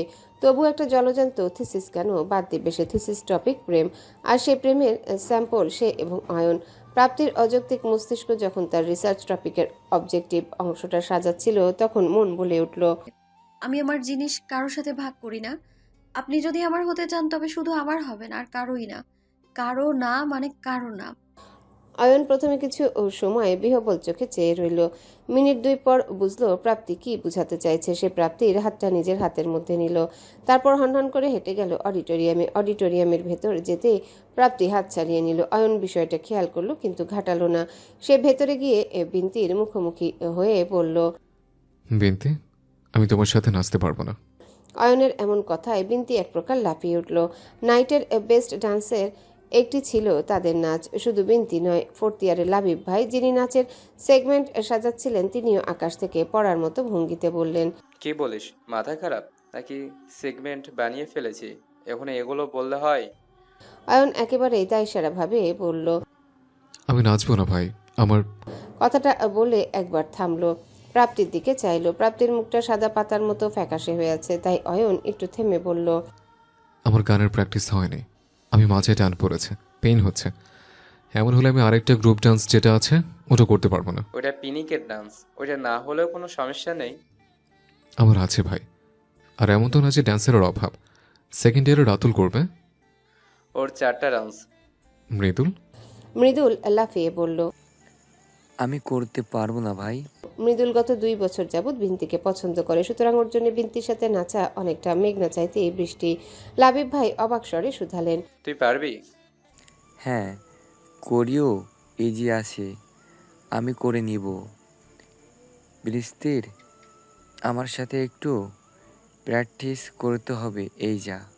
এর মধ্যে বিন্তি কঠিন স্বরে বলে উঠল। আমি নাচছি না ভাই, আরেকজন জুটি আছে যে, ওরাই উঠুক। বলে সে এক প্রকার রেগে মেগে অডিটোরিয়াম ছাড়লো। লাবিব ভাইয়ের মাথায় হাত। নাচটা দুটো জুটির ছিল, একটা জুটিতে সেই সৌন্দর্যটা থাকবে না। মৃদুল বেচারার আনন্দ নিয়ে গেল। লাবিব ভাই অয়নকে একটু বোঝানোর চেষ্টা করলেন, কিন্তু অয়ন খুব কাটকাট গলায় বলল। সম্ভব না ভাই, আমি নাচবো না। আবরার পুরো ঘটনাটা শান্ত চোখে দেখলো, তার মুখখানায় আশা নেমে আসলো। সে কাউকে কিছু না বলে বেরিয়ে গেল অডিটোরিয়াম থেকে। এদিকে নুহা সিঙ্গারা খাচ্ছে, আরেকবার প্রাপ্তিকে দেখছে, একবার অয়নকে। পলাশ মিনমিনিয়ে বলল, অয়ন ঘাওড়ামি করছে কেন? কি সুন্দর নাচটা উঠেছিল। ধ্যাত, নাইটের মজা নষ্ট করে দিল তো। औरत का चक्कर बाबू भैया, औरत का चक्कर।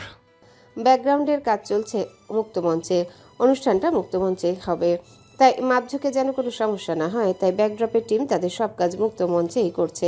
রাইসার মেজাজ অত্যাধিক খারাপ। শান্ত মেজাজের মেয়েটি মেজাজ খারাপ, তাহলে বুঝতে হবে খুব বড়সড় কিছুই ঘটেছে। গতকাল রাত 10টা পর্যন্ত সে ব্যাকড্রপের কাজ করেছে, অথচ আজ সকালবেলা ফোর্থ ইয়ারের শামীমা আপু বলে দিয়েছে ব্যাকড্রপ বদলাবে। এই থিমের উপর সিভিল ডিপার্টমেন্ট 2 বছর আগে নাইটের ব্যাকড্রপ বানিয়েছিল। রাইসার সারা রাতের কাজ এক নিমিষেই বাতিল হয়ে গেল। রাইসার রাগে এই মুহূর্তে কান্না পাচ্ছে। শামীমা আপুর উপর কথা বলার সাহস তার নেই। আবরার থাকলে হয়তো সে তার হয়ে কথা বলতে পারত। আবরার সাক্ষী তার পরিশ্রমের। নাইট উঠতে বেশি সময় বাকি নেই, এর মধ্যে কি করে পুরো ব্যাকড্রপ সে তুলবে? বাকি মেয়েগুলো তার নির্দেশনার মোতাবেক কাজ করছে।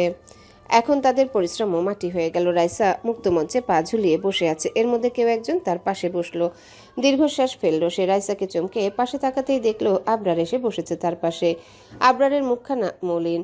রাইসা নিজের অভিযোগের ঝুলি খুলতে ইচ্ছে করলো, বলতে ইচ্ছে করলো, ভাইয়া জানেন কি হয়েছে?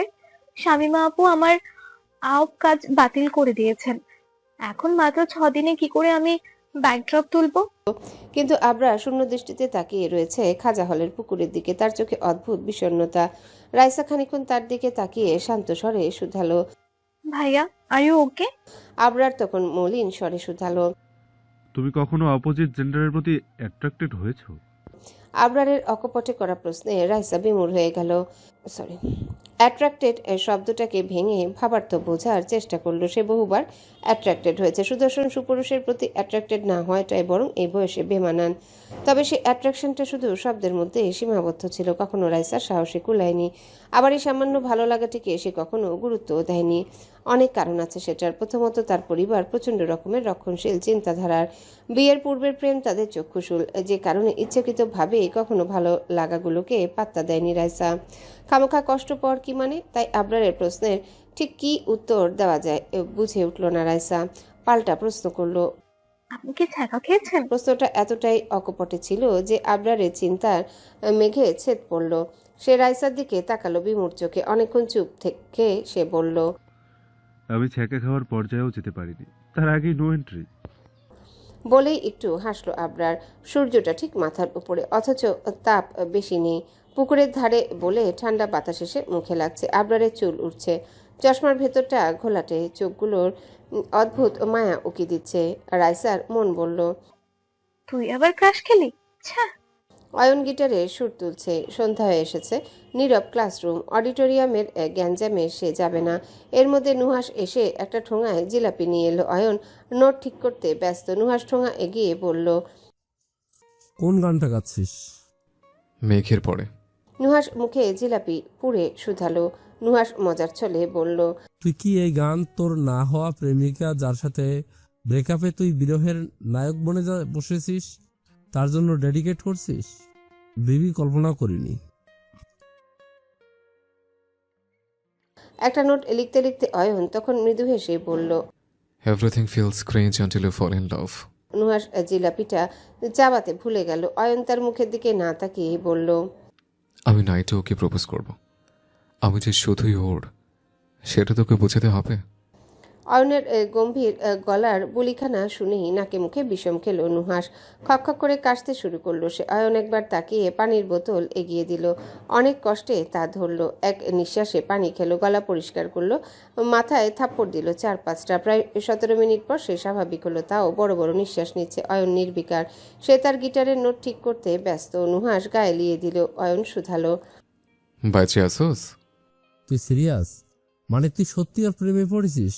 Are you sure? অয়ন এবার একটু বিরক্ত হলো। শুভ্র মুখখানায় সেই বিরক্তির ছাপ স্পষ্ট হলো। গম্ভীর হলো স্বর। কি শুনতে চাস? এতদিন মাথা খাচ্ছিলে আমি প্রেম করছি কিনা শোনার জন্য। এখন তো বলছি আমি লাভ। নুহাস হাত মুঠোবন্দি করে ঠোঁটের উপর ঠেকালো। অনেকক্ষণ নিশ্চুপ তাকিয়ে রইল অয়নের দিকে। অয়নকে লিনিয়ার ইকুয়েশনের মতো লাগছে। মোটেও এক্সের মান বের করা যাচ্ছে না, শুধু এরর আসছে, তাও সায়েন্টিফিক এরর। নুহাস একটু বিরক্ত হয়ে বলল, এত সুন্দরীরা তোর পেছনে ঘুরছে, সব ছেড়ে তেলাপোকা। অয়নের গিটার থেমে গেল। তীক্ষ্ণ ধারালো চোখে তাকালো নুহাসের দিকে। নুহাস একটু ভ্যাবাচাকা খেলো যেন। অয়ন রাগ দেখার সৌভাগ্য খুব একটা হয়নি তার। অয়নকে জলি মাইন্ডের ক্যাটাগরিতে সবসময় দেখেছে সে, ফলে তার এমন গম্ভীরতা, রাগী দৃষ্টি তার কাছে অপরিচিত। অয়ন খুব শীতল স্বরে বলল, ওর নাম প্রাপ্তি। নুহাস দুহাত তুলে নিল।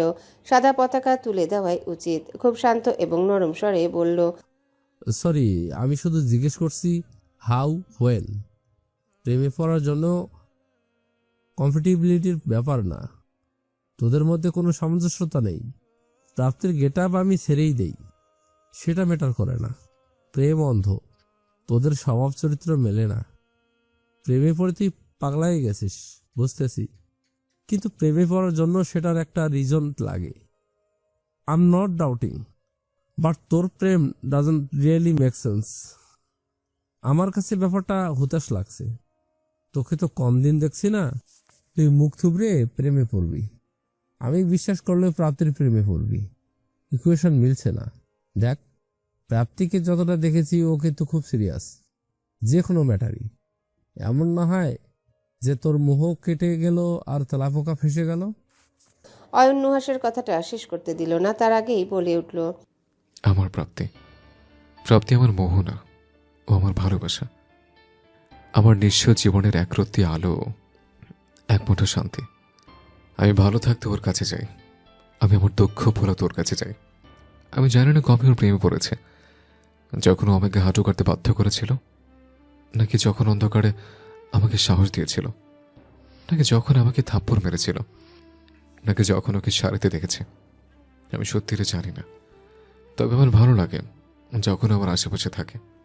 প্রথমে ব্যাপারগুলো প্রাপ্তিকে বিরক্ত করার এবং নিজেকে পৈশাচিক আনন্দ দেবার উদ্দেশ্য হলেও একটা সময় প্রাপ্তি অভ্যাসে পরিণত হয়ে গেল। আমি টের পাওয়ার আগে আমার হৃদয় ওর মায়ায় জড়িয়ে গেছে। আমাদের মধ্যে সামঞ্জস্যতা নেই বললি না? কথাটা ভুল। আমাদের মধ্যে অনেক সামঞ্জস্যতা আছে। আমরা এক মুদ্রার এপিট আর ওপিট, তবে আমরা অনেক আলাদা।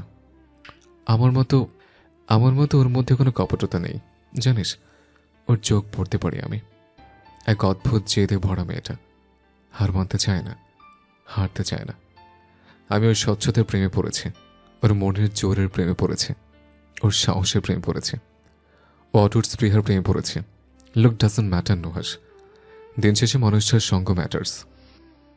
তুই না কমিটমেন্ট ভয় পেতি? নুহাসের প্রশ্নে অয়ন হালকা হেসে বলল, আমি এখনো ভয় পাই।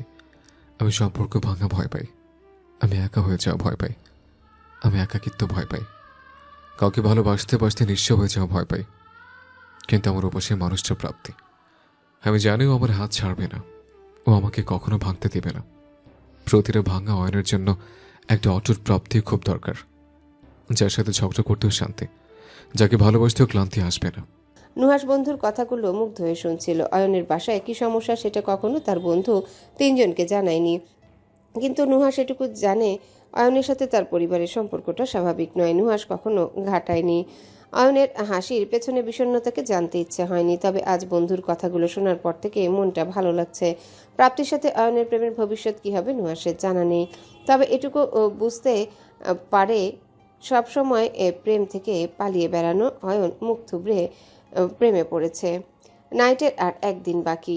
রাইসার চুলগুলো খোপা করে মাথার উপরে আটকানো, ঘাড় বেয়ে তরতর করে ঘাম গড়াচ্ছে। রাত 11টা বাজে। আজকের মধ্যে ব্যাকড্রপ না উঠালে আগামীকাল সেট করতে পারবে না। ঠিক সন্ধ্যা 6টায় অনুষ্ঠান শুরু হবে। আগামীকাল ক্লাস না হবার জন্য স্যারদের অনুরোধ করা হয়েছে, কিন্তু স্যাররা কিছুই জানায়নি। রাইসা এখনও যায়নি। আজকের জন্যে হলে 1টা পর্যন্ত সময় নেওয়া হয়েছে। সবাই শেষ রিহার্সালে ব্যস্ত। প্রাপ্তিও হলে যায়নি। আপুরা বলেছে সবাই একসাথেই ঢুকবে, সে বসে নেই। এক আপুর পোশাকে আঠা দিয়ে পুঁথি বসানোর কাজ দেওয়া হয়েছে তাকে। এর মধ্যে অয়ন সবার জন্য খাবার নিয়ে এলো। অডিটোরিয়ামে সবার জন্য বারবিকিউ এবং পরোটা। খাবার আসতেই সবাই খেতে বসে গেল, কিন্তু রাইসার হাত ভর্তি রং, সে খেতে উঠতে পারছে না। ফলে রাইসা তার একটা ক্লাসমেটকে বলল, আমাকে একটু খাইয়ে দিবে? এখন হাত ধুলে বাকি রং শুকিয়ে যাবে। আমার খুব খিদা পেয়েছে। মেয়েটা একটু অনাগ্রহ প্রকাশ করে বলল। আমি তো খাইয়ে দিতে পারি না, চামিচ দিলে খেতে পারবে? রাইসা কথা বাড়ালো না। বারবিকিউ কি করে চামচ দিয়ে খায় তার জানা নেই। সে দ্বিতীয়বার কথাটা বলল না। প্রাপ্তি রাইসার দিকে তাকিয়ে আছে। পাশ থেকে অয়ন বলল, হ্যালো বন্ধুরা, পরবর্তী পার্ট খুব তাড়াতাড়ি আসবে, তো সবাই অপেক্ষায় থাকো। আর চ্যানেলটি যারা এখনো সাবস্ক্রাইব করোনি তারা পরবর্তী পার্ট দেখার জন্য চ্যানেলটি সাবস্ক্রাইব করে রেখো। ধন্যবাদ সবাইকে, আমাদের সাথেই থেকো।